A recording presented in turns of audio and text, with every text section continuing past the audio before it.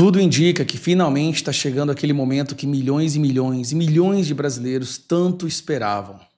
Afinal de contas, os crimes, as ilegalidades, a perseguição cometidas por Alexandre de Moraes chegaram a um nível tão escandaloso, tão absurdo, internacionalmente conhecido, que não poderiam se sustentar por muito tempo.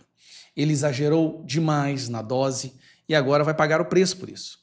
Por que eu estou dizendo isso? Nós estamos vendo o que está acontecendo nos Estados Unidos, né? Vai vir aí suspensão de visto, não o que é o mínimo, mas vai ter a lei Magnitsky e também tem o caso do Felipe Martins. E as conclusões que a gente está tendo é a seguinte: o Alexandre de Moraes pode até não recuar e continuar querendo avançar, mas vai ficar cada vez mais difícil encontrar capangas, jagunços dispostos a acatar ordens ilegais, porque essas pessoas sabem que sofrerão consequências. Vamos analisar primeiro isso aqui, ó. Justiça dos Estados Unidos marca a audiência de Felipe Martins sobre suposta fraude. Como vocês já sabem, se não sabem, eu vou explicar resumidamente. Foi forjado um documento dentro de uma instituição, do Instituto do Estado dos Estados Unidos, tá? Para forjar um documento dizendo que o Felipe Martins tinha entrado em território americano e alguns meses depois esse documento foi apagado do sistema. Ou seja, alguém, por ordem daqui, de alguma autoridade daqui, fabricou, forjou um documento oficial dos Estados Unidos. Isso é um crime internacional.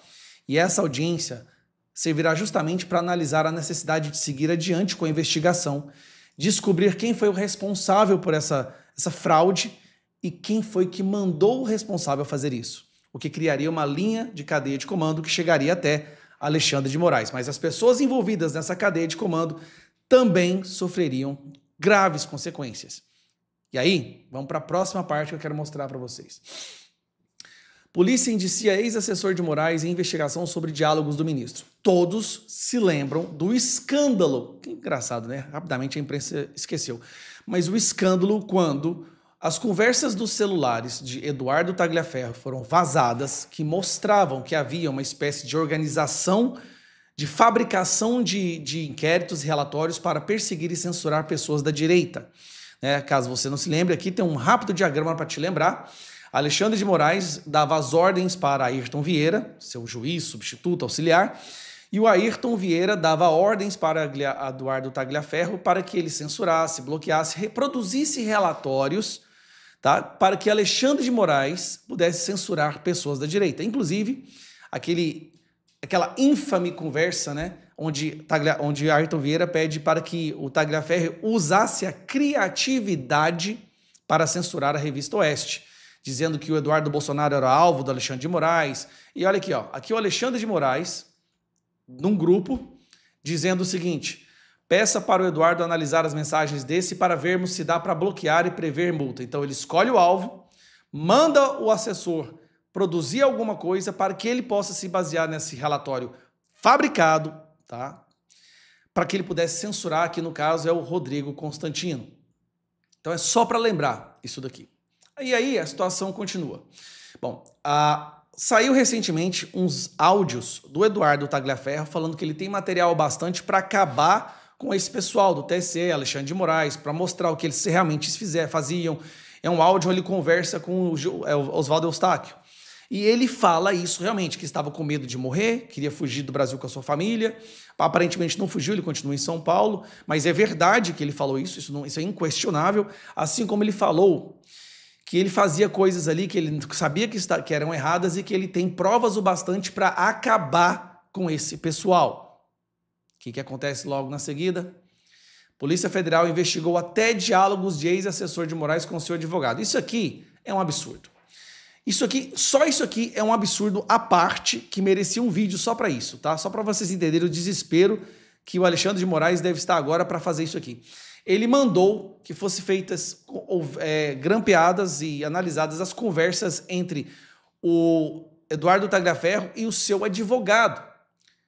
Isso é simplesmente um absurdo. Cadê a OAB para poder interferir e defender os advogados? Que agora advogados poderão ter suas conversas grampeadas com seus clientes. Isso vai frontalmente contra os direitos dos advogados e como se deve conduzir uma relação com os advogados da investigação. Mas no Brasil isso não existe, né? Polícia Federal investigou com autorização de Alexandre de Moraes diálogos entre o ex-assessor do ministro, Eduardo Tagliaferro, e o advogado que o representa na investigação sobre vazamento de mensagens e uma série de reportagens da Folha. Peraí, se ele vazou mensagens, então essas mensagens eram verdadeiras. Se essas mensagens eram verdadeiras, mostra um crime cometido pela investigação, pelo Alexandre de Moraes. Por que isso não está sendo investigado? A PF incluiu conversas e áudios no inquérito. Ao indiciar Tagliaferro, a polícia apresentou ao STF o conteúdo das conversas de WhatsApp entre os dois, incluindo trocas de áudios e imagens, mesmo afirmando que o material não trouxe nenhuma prova relevante para a investigação. Bom, vamos para o próximo aqui. O que está acontecendo? A situação está ficando tão absurda. Essas pessoas sabem que agora vão ter vistos suspensos, vão responder internacionalmente, no Tribunal Internacional Americano, lei magnífica, onde não poderão ter cartão de crédito, serão excluídos do mundo financeiro, do mundo bancário. E o que aconteceu? Eles sentiram e o resultado. Juízes deixam o gabinete de Moraes, incluindo envolvido em vazamento. Quem que é esse envolvido em vazamento? Está aqui, ó. Ayrton Vieira. Aquele que servia de interlocutor entre Moraes e o produtor dos relatórios forjados para censurar a direita. Então vamos lá. Entre janeiro e março deste ano, 2 juízes auxiliares e 1 juiz instrutor deixaram o gabinete do Alexandre de Moraes no Supremo Tribunal Federal para retornar às suas atividades no Tribunal de Justiça do Estado de São Paulo. Em janeiro e março deste ano, 2 juízes... Repetiu o parágrafo aqui. Tanto que a imprensa é idiota, rapaz, eles repetem o parágrafo, pelo amor de Deus. O Estadão ouviu o interlocutor de Moraes e afirmou que ele iniciou um processo seletivo para substituir os magistrados. Procurado, o ministro não se manifestou sobre o motivo das trocas desse gabinete. Lembrando, o Ayrton Vieira era o principal aliado de Moraes no exercício de juiz e instrutor em processos criminais para censurar, perseguir, forjar relatórios e cometer várias outras ilegalidades no processo de investigação, né? Ele auxiliava Moraes desde maio de 2018, por mais de um ano após o ministro tomar posse no STF.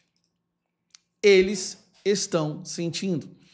Então, Alexandre de Moraes pode até querer continuar com essas ações que são abjetas, absurdas, aberrações jurídicas, fazer contorcionismo de interpretação da Constituição e ter o apoio de uma parte da imprensa. Mas vai ficar cada vez mais difícil encontrar os seus jagunços. Por que isso? Quando você acata ordens ilegais para perseguir pessoas inocentes, você está sendo um jagunço.